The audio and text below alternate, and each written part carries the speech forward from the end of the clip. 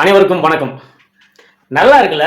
இது ரொம்ப நல்லா இருக்குது. இல்ல எலெக்ஷனுக்கு முன்னாடி வரைக்கும் தாவேக்கெல்லாம் ஒரு கட்சியா, டிவிகேலாம் ஒரு கட்சியா, ஆஃப்டர் ஆல் மெஜாரிட்டி காமிக்க முடியுமா? அது ஒரு கட்சி ஒரு நடிகனை நம்பி சும்மாப்பா ஓட்டு இல்லாதவங்களாம் தான்ப்பா கூட சுத்திக்கிறான், கட்சியில போஸ்டிங்ல இருக்கிறான், பொறுப்புல இருக்கிறான்னு பருப்பு மாதிரி பேசின பரதேசிங்களா இன்னைக்கு என்ன பேசுனாக்கா, இல்ல தாவேக்கா அடிக்கும்பா. 5 சீட்டுன்றானுங்க, 19ன்றானுங்க, 20ன்றானுங்க, 40ன்றானுங்க, 60ன்றானுங்க. கருத்து கணிப்பு தேர்தலுக்கு முந்தைய கருத்து கணிப்பு, பிந்தைய கருத்து கணிப்புன்றானுங்க, 100ன்றானுங்க, 120ன்றானுங்க.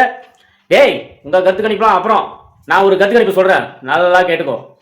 தளபதி சிஎம் மாற்றமே இல்லை. பாக்குறியா? என்னடா கொஞ்சம் நெஞ்சமாவா பேசுனீங்க? என்னென்ன பேசுறது? சீமாலாம் 15 வருஷமா கத்தி நடத்துற கட்சி நடத்துறாரு. அவரெல்லாம் ஒண்ணுமே புழங்க முடியல. உங்க அண்ணன் வந்து என்னதான் பிடிக்கிடுவாரு? கடுப்புல கருத்து கணிப்பு விட்ட அறிவாளிகளா எங்கடா போனீங்க? இப்போ என்னடா என்னமா பேசுறீங்கல்ல? இதான் உங்க அரசியல் இல்ல? இருக்கட்டும். எலெக்ஷன் ரிசல்ட் ரொம்ப நாள் இல்ல, மே 4 தானே. நான் ஒரு நாள் தான் வெயிட் பண்ணுங்கடா. சிஎம் தகுதியோட எங்க அண்ணன் வந்து நிப்பாரு. அப்புறம் பேசினவனுங்களாம் வந்து பேசுங்க பார்க்கலாம். ஆனா நல்லா இருக்குடா உங்க அரசியல், நல்லா இருக்குடா, ரொம்ப நல்லா இருக்குடா.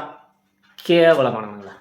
நான் மறுபடியும் சொல்றேன், அண்ணன் ஜெயிச்சிட்டாரு, சிஎம் ஆயிட்டாரு அப்படின்றதுக்காக கொள்ளை அடிக்கிறதுக்காக அரசியல் பண்ண வரல.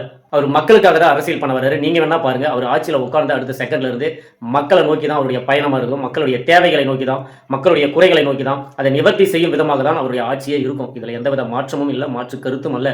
அதை சார்ந்த நிர்வாகிகள்லாம் இருக்காங்க இல்லையா, அந்த நிர்வாகிகள்லாம் ஏதாச்சும் தவறு செய்யறாங்க, இந்த மாதிரி ஊழல் செய்யறாங்க, அந்த மாதிரி ஏதாச்சும் அவருக்கு காதுக்கு போயிடுச்சு, வெளிப்படையா அவருக்கு தெரிஞ்சிருச்சு அப்படின்னாக்கா அடுத்த செகண்டே ஆக்ஷன் எடுப்பாரு. இது நடந்தே தீரும். நீங்க என்னமோ நினைச்சீங்களா தளபதிய? பாருங்க, மே 4க்கு அப்புறம் தெரியும் அவர் யாருன்னு. நாங்க நம்புறோம்டா எங்க அண்ணனை நாங்க முழுசா நம்புறோம். நல்லது செய்வாரு, மக்களுக்காக வராரு, கண்டிப்பா அது நடக்கும். எங்களுடைய நம்பிக்கையை வீணாக்க மாட்டாரு எங்க அண்ணன். வச்ச